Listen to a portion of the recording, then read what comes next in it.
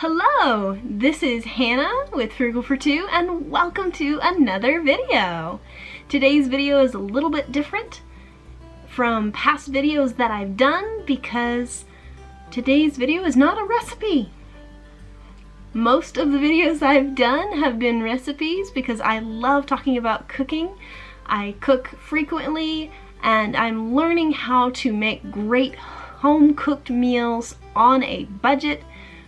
Me and my husband are on a very small budget right now, and we're learning to make the most of it, especially with food, because that's one of those categories that's flexible as far as your budget. Once you've paid all the bills that are always the same amount every month, the grocery category is something that can be flexible. It's something that we can cut if we have to, down to a very small portion to make our budget work. And so that's the thing that often gets cut when we have low months.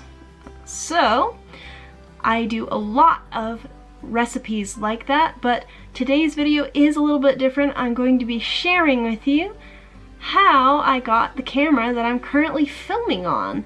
So how did this whole thing start? When I first started my YouTube channel, one of my excuses for not starting was that I didn't have a nice high quality camera. But I decided that if I didn't start with what I had, I'd never start.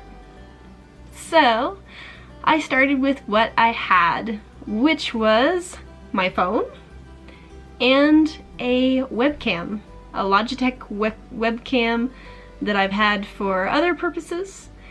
And I decided that I would start my YouTube videos starting with that.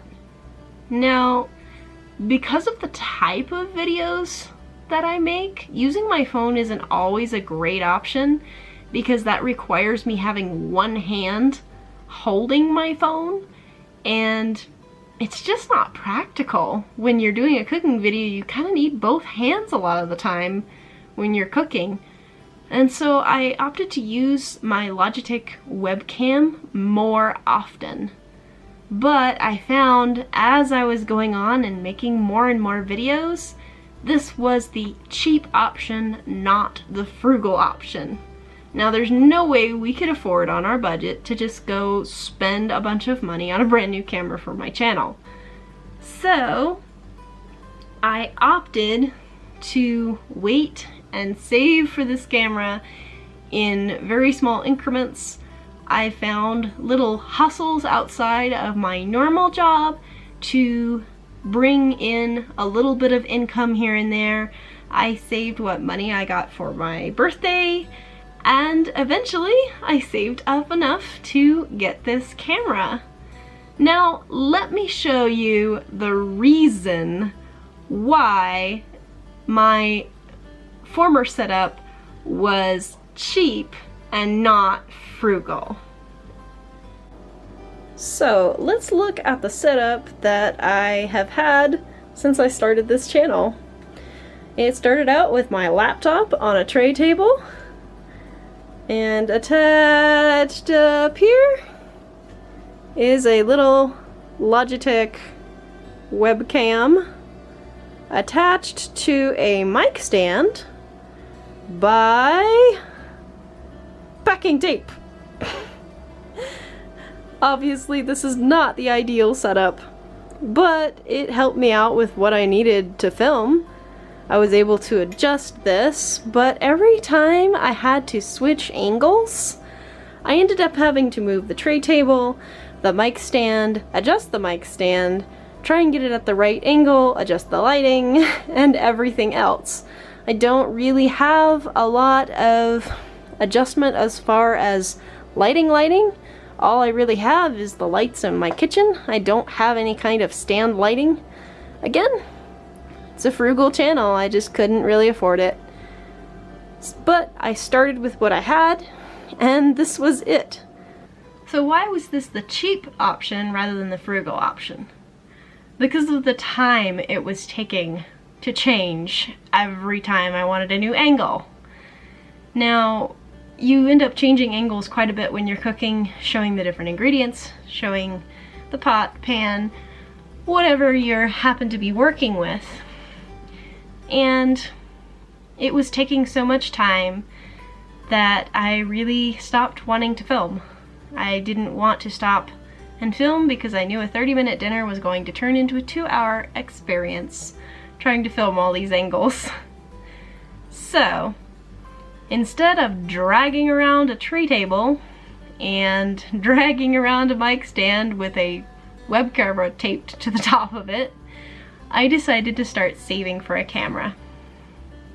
When I finally saved up enough outside of my regular income, I was able to purchase a G7X Mark II.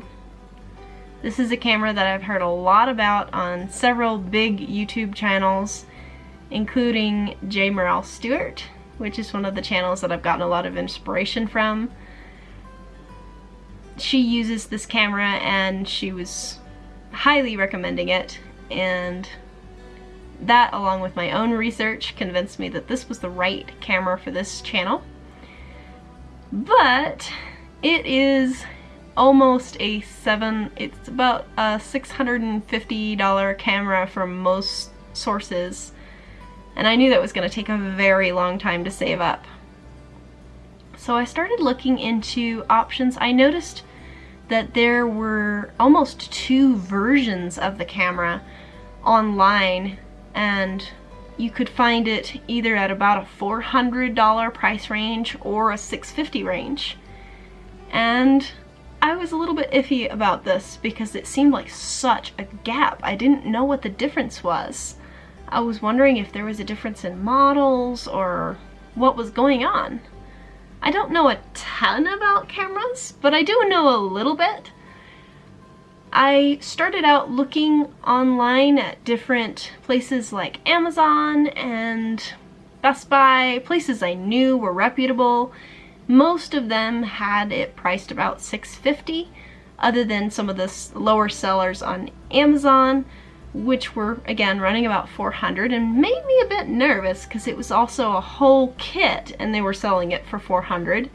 Meanwhile, other sellers were doing $650 for just the camera, and I was trying to figure out what is the difference. This is too good to be true. So after some further research, I found out from the Canon website that there's such a thing as gray market cameras, which is the same camera made overseas or in a place that's not an official Canon manufacturer. And they manufacture it to look exactly like a Canon camera, but often they use inferior parts or parts that aren't up to US standards. And I live in the US, and so I am a bit nervous about using equipment that's not designed for the US, especially power adapters and things like that. I've heard some stories and I've read some stuff on the Canon website that talked about how some of these inferior quality parts can cause fires when you plug them into the outlet, especially the battery charger that comes with the camera. So I was very concerned about this, but I was still trying to get the camera for a lower price because I didn't want to wait. I didn't want to wait years and years to save up the money to get this camera. So I looked on OfferUp. OfferUp is an app/website that lets people sell used things, if you're not aware. There are a lot of sites like it, and I've heard a lot about it in the debt-free community. So I decided to look on one of these sites to see if I could get a camera. But I found that most of these sellers would not provide pictures of the camera that included the serial number and different things that would identify it as an actual Canon camera and not a gray market camera. So I decided this just wasn't the route for me. I had a lot of trouble trying to get in contact with sellers and trying to bargain prices. I offered exactly what they were asking for and they'd still turn me down. You never know with that type of thing. It's kind of like Craigslist. in that way, you just don't know what the seller's thinking. So after that experience, I went to the Canon website and I was trying to find who are the actual manufacturers that I can go through and try to see if there's maybe a sale for Cyber Monday or Black Friday or something like that, because that's often how you can get good deals on electronics, especially Cyber Monday. But I found that this particular camera just doesn't have enough of a sale price to really make a difference. It was only about $20 to $40 off as far as I could tell, given the information I had and some that my mother provided me. So while I was on their website, I noticed that they had a couple of G7X Mark IIs that were refurbished that they were selling.